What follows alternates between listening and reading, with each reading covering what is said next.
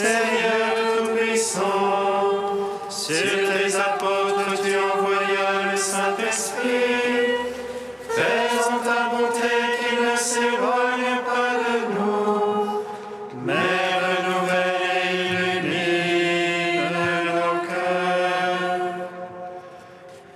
Pose sur nous ton regard, pénètre-nous de ta splendeur, que ton esprit nous fasse goûter ce qui est toi, qu'il redresse ce qui défie et réunisse ton peuple dispersé par le péché.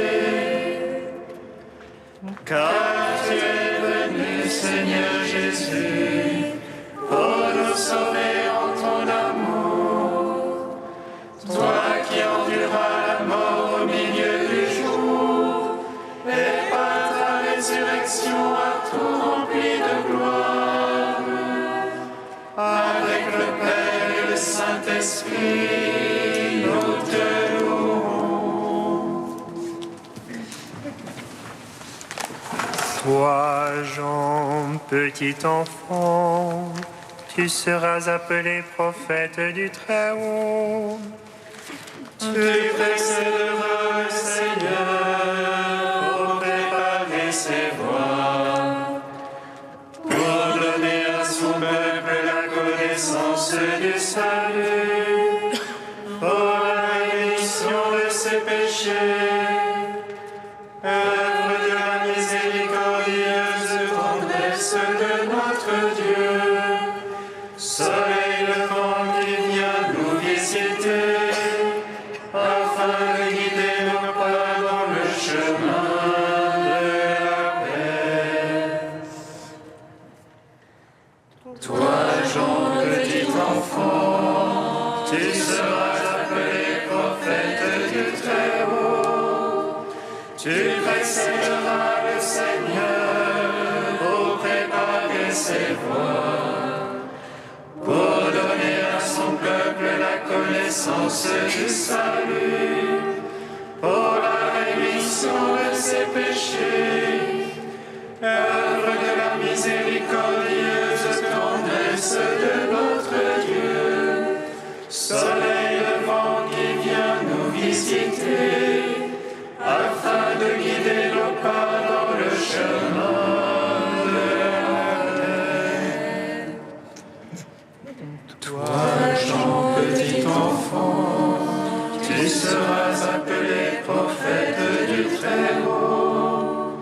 Tu précéderas le Seigneur pour préparer ses voies, pour donner à son peuple la connaissance du salut, pour la rémission de ses péchés, œuvre de la miséricordieuse tendresse de notre Dieu, soleil levant qui vient nous visiter, afin de guider nos pas dans le chemin de la paix.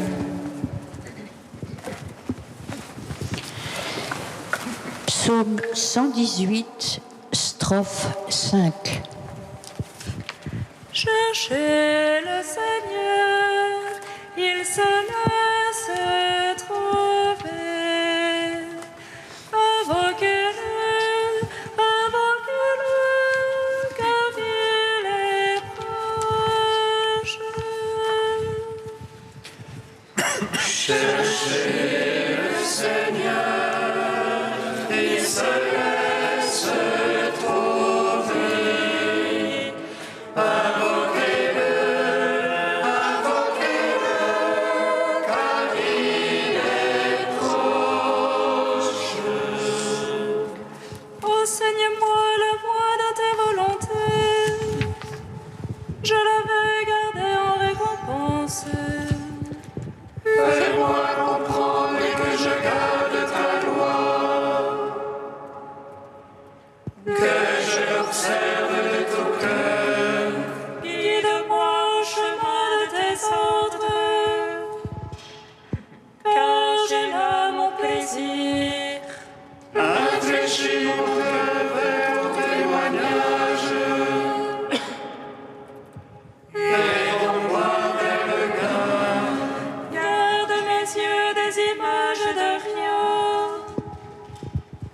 Vivifie-moi par ta parole. Tiens ta promesse à ton serviteur. Elle veut qu'on te craigne. Garde-moi de l'insulte qui m'épouvante. Tes jugements sont bienfaisants. Voici, j'ai désiré tes préceptes. Vivifie-moi par ta justice.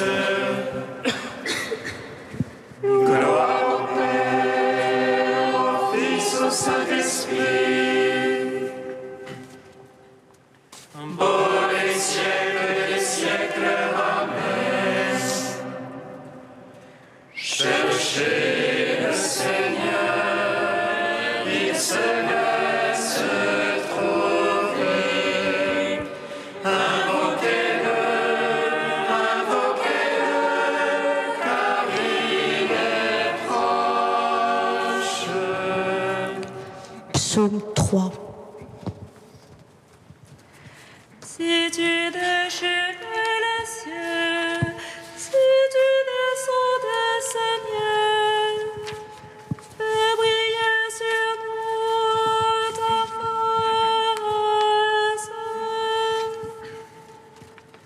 Si tu déchirais les cieux, si tu descendais, Seigneur, fais briller sur nous ta face. Seigneur, qu'ils sont nombreux mes oppresseurs, nombreux ceux qui se lèvent contre moi. Nombreux ceux qui disent de mon âme, point de salut pour son Dieu. Mais toi, Seigneur, bouclier qui m'entoure, ma gloire, tu me redresses la tête. À pleine voix, je crie vers le Seigneur. Il me répond de sa sainte montagne. Et moi, je me couche et m'endors. Je m'éveille, le Seigneur est mon soutien. Je ne crains pas ces gens par milliers,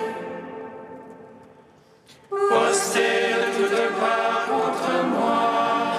Lève-toi, Seigneur, sauve-moi, mon Dieu. Tu frappes à la joue mes adversaires. Tu brises les dents des impies. Dieu sauveur, bénis ton peuple. Gloire au Père, au Fils, au Saint-Esprit. Pour les siècles des siècles, Amen. Si tu déchirais les cieux, si tu descendais, Seigneur, fais briller sur nous ta face. Psaume 6.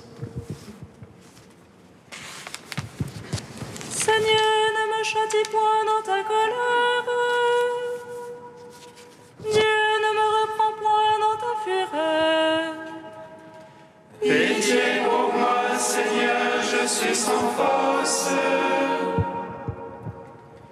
Guéris-moi, les os sont bouleversés. Mon âme et toi te bouleversée. Mais toi, Seigneur, jusqu'à quand? Reviens, Seigneur, délivre mon âme. Sauve-moi en raison de ton amour. Car dans la mort, nul souvenir de toi. Dans les enfers qui te loueraient. Je me suis épuisé en gémissement. Chaque nuit, je veille et me couche. De mes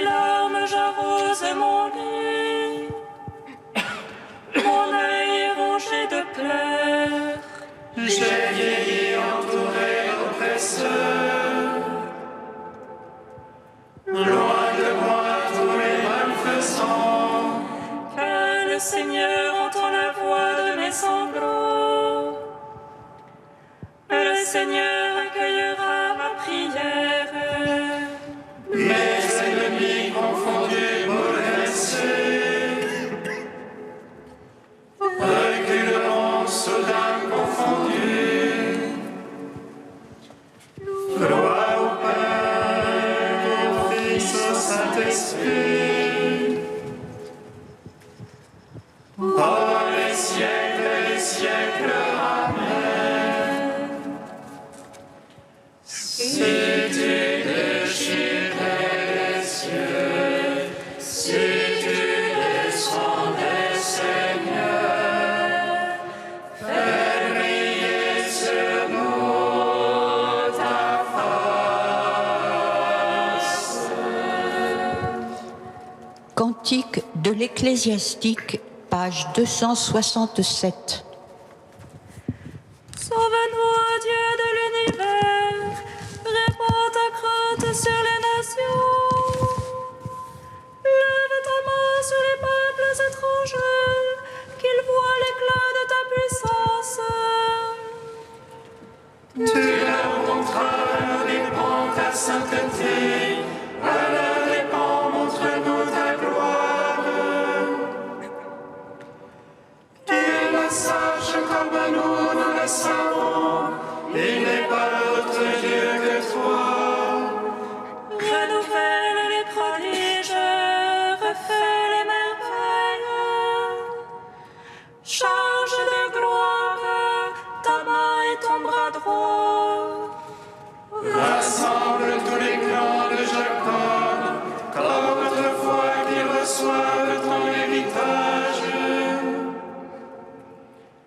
Aie pitié du peuple qu'on appelle de ton nom, d'Israël dont tu as fait un premier-né. Aie pitié de ta ville sainte, Jérusalem, le lieu de ton repos. Remplis Sion de tes louanges, et ton temple remplis-le de ta gloire. Rends gloire au Père Tout-Puissant, à son Fils Jésus-Christ le Seigneur, à l'Esprit qui habite en nos cœurs, pour les siècles et les siècles. Amen.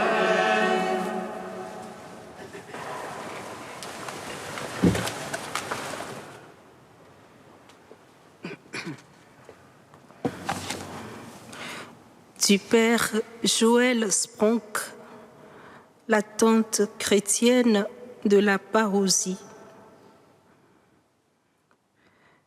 La question de la justification du délai de la parousie est complexe.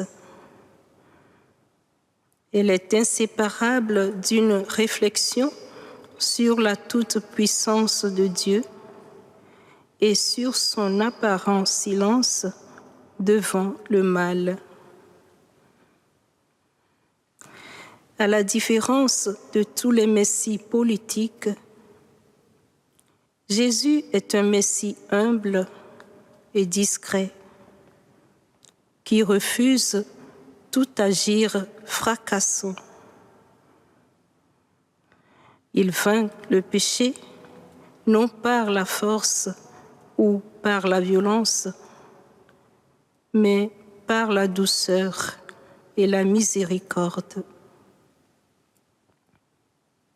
Au cours de sa passion, il garde le silence le plus patient, permettant ainsi aux méchants de s'amender. En un mot, la persuasion est la seule arme qui convienne au Fils de Dieu pour instaurer son règne et pour venir à bout de toutes nos résistances. Dieu a envoyé son Fils chez les hommes pour les sauver par la persuasion, non par la violence, car il n'y a pas de violence en Dieu, disait déjà l'épître à Dionyette. Le temps de l'Église ne trouve-t-il dès lors pas sa justification ultime dans cette manière divine de vaincre le mal? N'est-ce pas, au fond, le même silence patient, la même persuasion qui s'y manifeste. Et pour persuader l'humanité tout entière, il faut du temps. Autrement dit, l'intérim ecclésial est un sursis de grâce sans cesse accordé par le Seigneur longanime. En effet, intronisé Messie par la résurrection, Jésus ne change point le sens et l'exercice de sa messianité. Il attend patiemment que l'humanité tout entière s'ouvre au don de son amour, à la grâce du salut. Il espère la conversion du cœur de l'homme pécheur, son oui confiant, lequel doit bien entendu se traduire par un agir conséquent.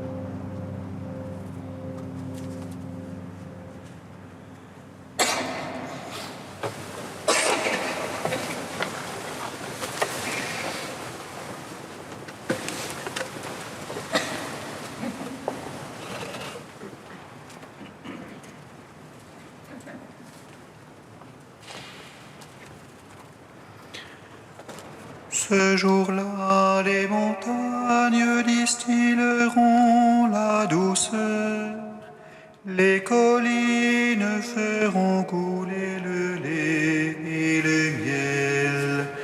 Alléluia.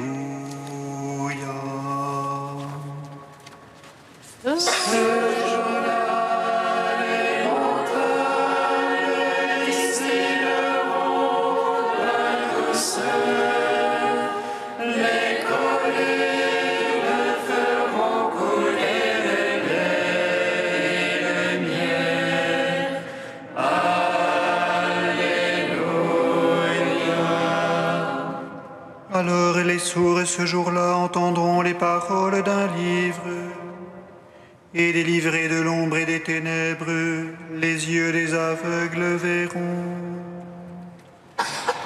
Ce jour-là, les montagnes distilleront la douceur, les collines feront couler le lait et le miel. Alléluia.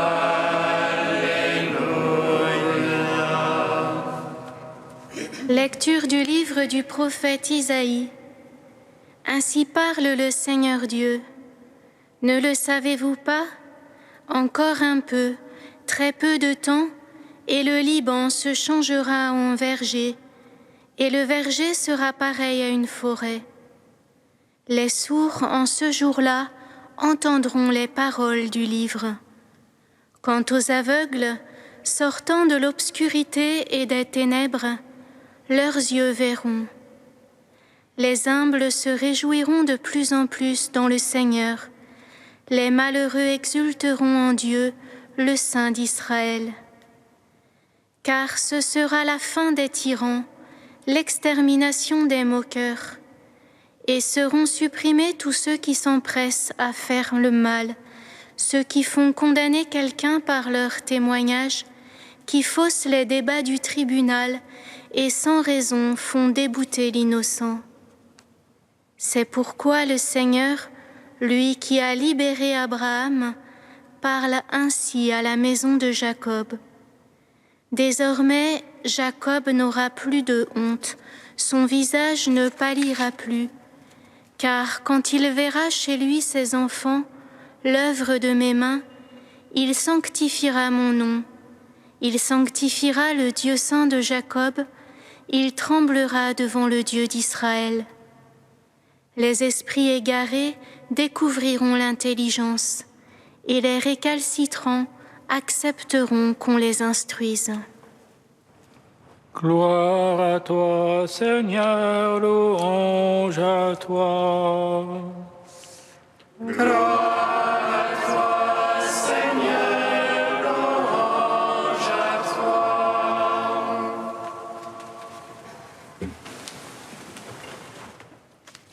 Voilà un texte plein d'une espérance contagieuse.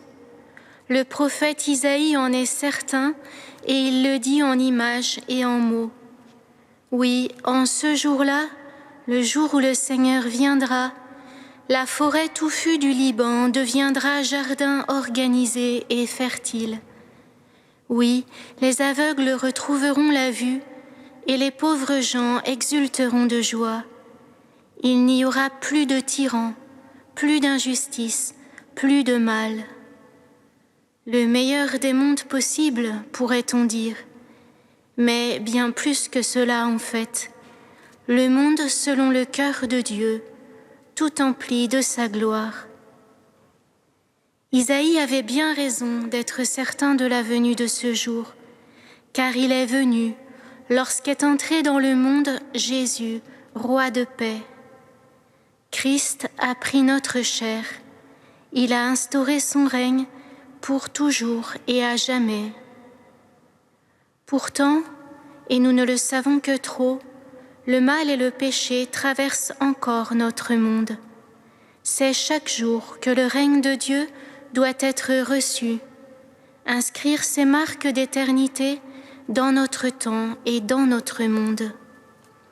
Une lutte se joue en nous, un combat pour la vie, un travail d'enfantement, si douloureux parfois, mais qui nous appelle à oser entrer à notre tour dans la dynamique secrète de l'espérance. Car oui, nous aussi nous le croyons. Ce jour-là, la terre de notre cœur, labourée, deviendra enfin vraiment jardin fertile. Nos yeux auront réappris à voir, fascinés par la beauté du ressuscité. Le petit tyran que nous sommes encore, saint Paul, bien après Isaïe, parlera de vieil homme, sera mort à jamais. Et notre esprit appauvri exultera pleinement et éternellement de joie à la face de Dieu. Comment hâter alors la venue de ce jour? Comment coopérer dès à présent à l'œuvre de la grâce? Ce jour-là, annonçait Isaïe, les sourds entendront les paroles du livre. Ouvrons ce livre et demandons que nos oreilles s'ouvrent à ces paroles plurielles, c'est-à-dire scrutons les Écritures avec grand respect, amour, persévérance. Revenons aux évangiles sans jamais nous lasser. Alors, sans que l'on sache comment, notre petit tyran intérieur commencera peut-être à se taire, le moqueur à faire silence. Il n'y aura plus de place en nous pour les paroles non ajustées ou vaines. Les esprits égarés découvriront l'intelligence et les récalcitrants accepteront qu'on les instruise. Ainsi s'achève notre lecture de ce jour. La version grecque de la Septante, quant à elle, ajoute « Et les langues qui bégaient apprendront vite à prononcer des paroles de paix. Et je l'ai trouvée très forte, cette promesse de don d'une écoute vraie portant à une parole juste, à des paroles de paix. La bonne nouvelle que nous réentendrons bientôt à Noël, de fait, souvenons-nous que nous avons déjà responsabilité de la porter au monde, de devenir toujours davantage messagers de paix. Tous, nous avons mission de fraternité.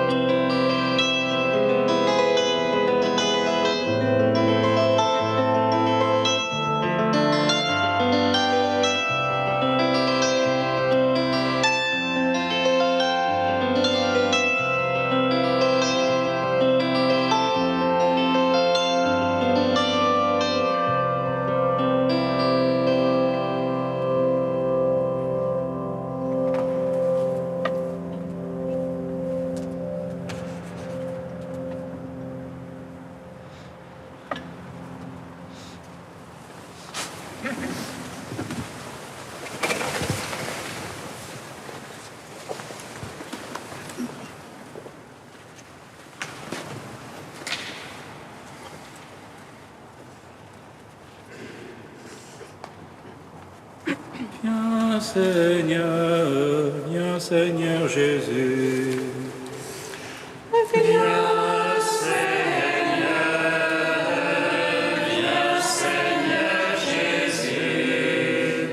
Seigneur, par l'intercession de Saint Nicolas, nous te prions pour tous les enfants dont c'est la fête en ce jour.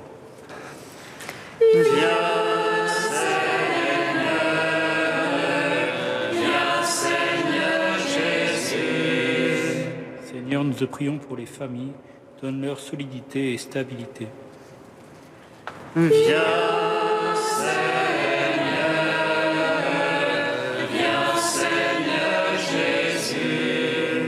Seigneur, nous te prions pour ceux et celles qui se préparent au mariage, donne-leur de grandir dans l'amour mutuel.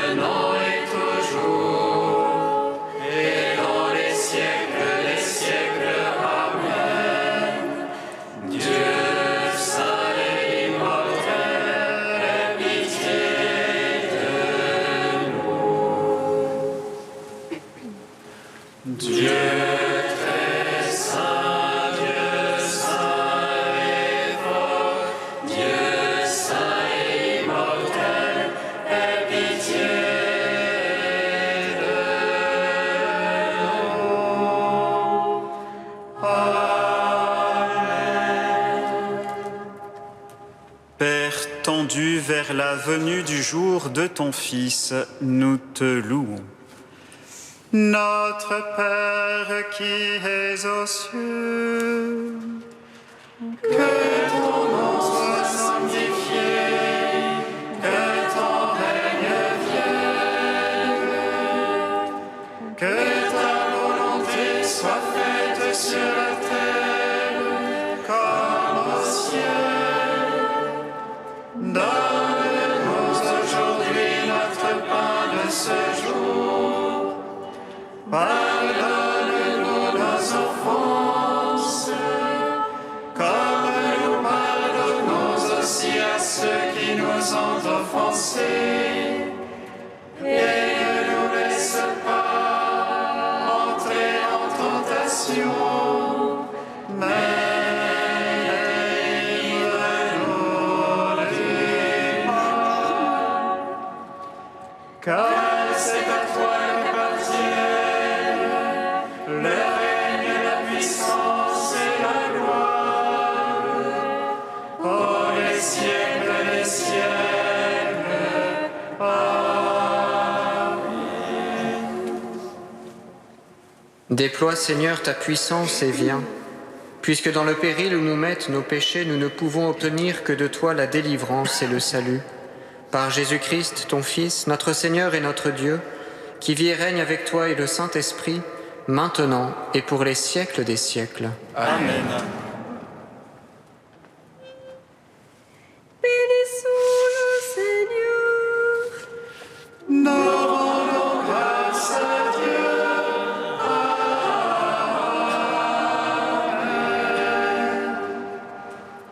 L'ange annonça à Marie qu'elle serait la mère du Sauveur. Et elle conçut de l'Esprit Saint. Réjouis-toi, Marie, pleine de grâce, le Seigneur est avec toi.